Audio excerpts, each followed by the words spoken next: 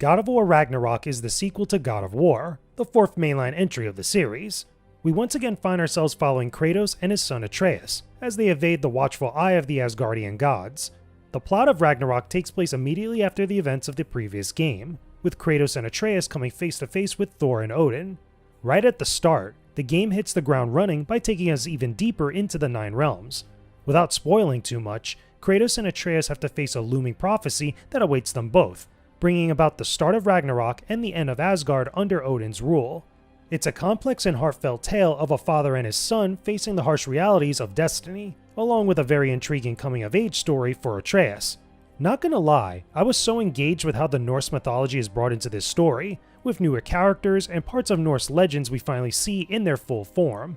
We even get some insight into Kratos' wife before giving birth to Atreus and the events that led up to the first game. It's an incredibly cool experience that is presented in a very polished way, while still feeling as epic as you would expect for a God of War game to be. Well, what in all yarns me that happened to him? He's too damn tall now. And he looks like that. I blame you. While there are some new things in God of War Ragnarok, the core of the gameplay is very much the same as its predecessor. You get to control more than just Kratos this time. In some sections, you take control of Atreus and fight battles alone, as well as explore different realms. It's a great way to follow up what was good about the previous game, but take things even further. Kratos is still a powerhouse like before, but Atreus is nimble and fast, and the two of them complement each other very nicely. When they are together, the action is amazing, but when the two of them are separated, the story gets even more intriguing.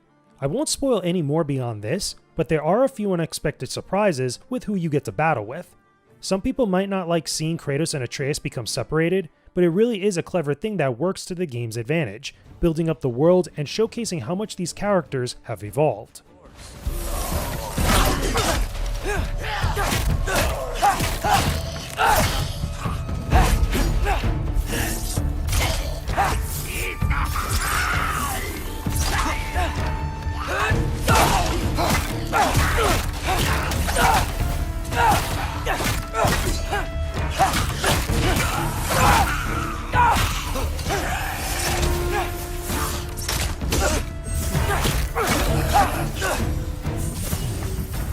But what about the exploration and the combat?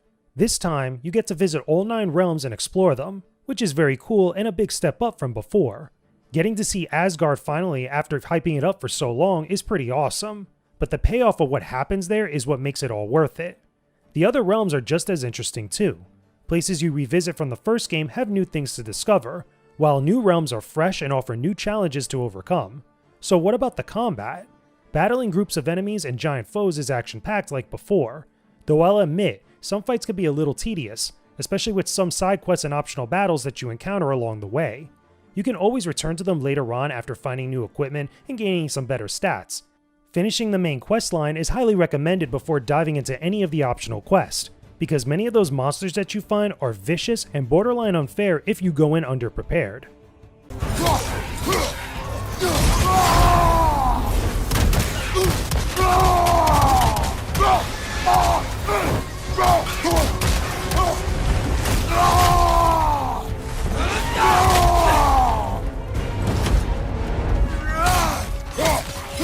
So when you get right down to it, is this a great sequel to a fantastic series reboot? Can I recommend that you play God of War Ragnarok on the PlayStation 5? Yes, definitely get this when you can, because God of War Ragnarok is awesome. It has a fantastic story, very solid combat, and lots of great exploration for those who want to see everything this game has to offer. The next chapter of Kratos' tale is as interesting and as epic as the mythology it takes place in. Anyone with a PlayStation 5 will definitely want this in their collection.